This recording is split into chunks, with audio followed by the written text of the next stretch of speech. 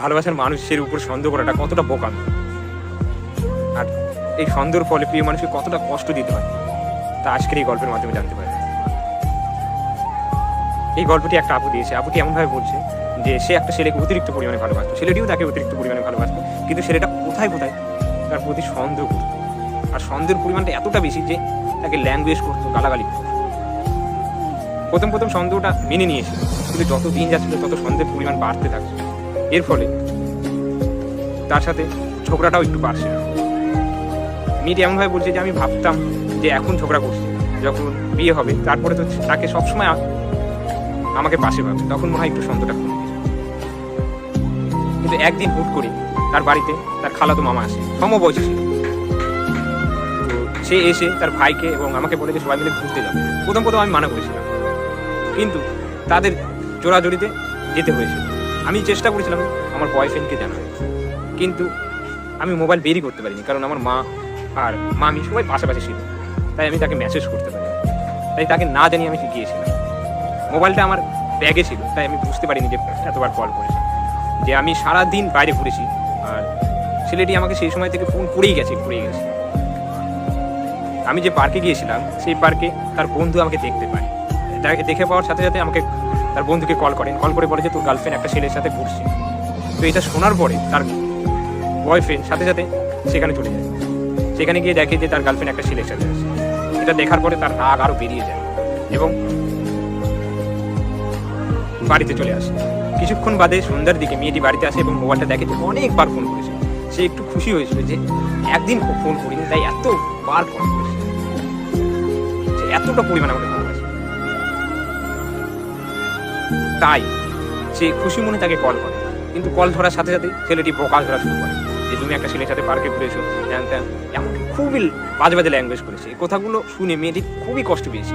মেয়েটিকে তাকে বলতেই দেয়নি কি ঘটনা ঘটেছে।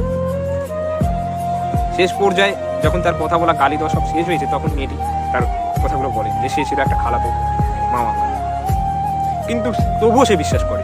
তারপরে যখন প্রুফ দেখায় তারপরে বিশ্বাস করে। এইভাবেই চলছিল। তারপরে একদিন আমার পরীক্ষা, তো পরীক্ষার আগের দিন আমরা সারা রাত তার সাথে প্রায় 2টো। সেদিন আমার মা বাড়িতে ছিল, মা বাবা সবাই ফ্যামিলির বিয়েতে গিয়েছিল।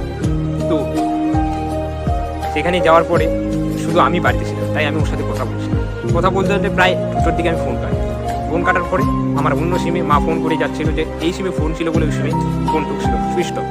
তো আমি মোবাইল অন করার সাথে সাথে দেখি মা অনেকবার কল করছে, তাই মায়ের সাথে আমি কথা বলি, কিন্তু হুট করে তার কল আসে।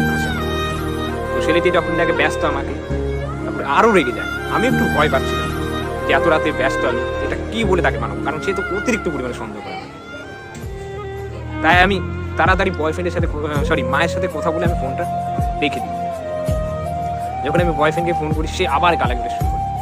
সে কোনো মতেই আমার কথা বিশ্বাস করছে না, এতটা কষ্ট দিয়েছিল সেদিন। আমি ওকে রিকোয়েস্ট করে তারপর লাস্টে বোঝার পরে তাও বলছে যে তুই যদি মায়ের সাথে কথা বলে থাকিস তাহলে এখনই কল দিস, তুই এমনভাবে কথা বলবি যাতে তুই এখনই তোর মায়ের সাথে কথা বলিস। তারপরে আমি আবার মাকে ফোন করে বলি যে ফোনটা তার এমনিতেই কেটে গেছে, যে আমার পরীক্ষা কালকে, তার জন্য আশীর্বাদ। এবং মা বলেন যে এত রাত না করে ঘুমিয়ে পড়, আমার আশীর্বাদ তোর সাথে সব সময় আছে। তো এটা বলার পরে ছেলেটি বিশ্বাস করে। তারপরে আমাকে ক্ষমা চায়, আমাদের আবার রিলেশন আবার ঠিক আগের মতো শুরু। এইভাবেই চলছিল দিন, কিন্তু তার সন্দেহের পরিমাণ একটু কম। এভাবে চলতে আমার ভাইয়ের বার্থডে আসে। সেদিন অনেক ফ্রেন্ড আমার আসে এবং ভাইয়েরও ফ্রেন্ড আসে। তো আমি সেই দিন একটা ফটো তুলে একটা ফেসবুকে আপলোড করেছিলাম একটা ছেলের সাথে। সেটা দেখার পরে আবার শুরু করে দেয় আমার সাথে অত্যাচার। এমনকি এতটা বাজে ল্যাঙ্গুয়েজ করেছিল সেই দিন যে আমি আর থাকতেই পারছিলাম না। বাধ্য হয়ে তাকে বলেছিলাম যে আমি আর রিলেশন করতে চাই না। তারপরে আমি ফোনটা কেটে দিই। বিশ্বাস করবেন কিনা, আমি 2 দিন ওর সাথে কথা বলিনি। সেই দিন 2 দিন আমার ভিতরে কেমন যাচ্ছিল, প্রায় 2 বছরের সময়। কিন্তু আমি জানতাম যে ওর ছেলেটা আমাকে পাগলের মতো ভালো, সেও আমাকে বারবার ফোন করেছে, আমি তুলিনি। এক পর্যায়ে সে আমাকে এতটা মেসেজ করেছে, এতটা কল করেছে, আমি বলে বুঝাতে পারি। লাস্টে বাধ্য হয়ে তার কল করেছে, সে কান্না করে ফেলে দিয়েছে। সে বারবার বলছিল যে ভুলে গেছে, আর কোনো মতেই তোমার প্রতি সন্দেহ নেই। আমিও তাকে বলেছিলাম যে আমি পারছিলাম না এতগুলো ল্যাঙ্গুয়েজটা, আমারও কষ্ট হয়েছে। আমি ওকে ওই দিন বলেছিলাম যে তোমাকে আমি এতটা পরিমাণে ভালোবাসি যে তোমাকে নিয়ে সবসময় ভাবি, যাকে নিয়ে ভাবা যায় তার প্রতি সন্দেহ না করাটাই ভালো।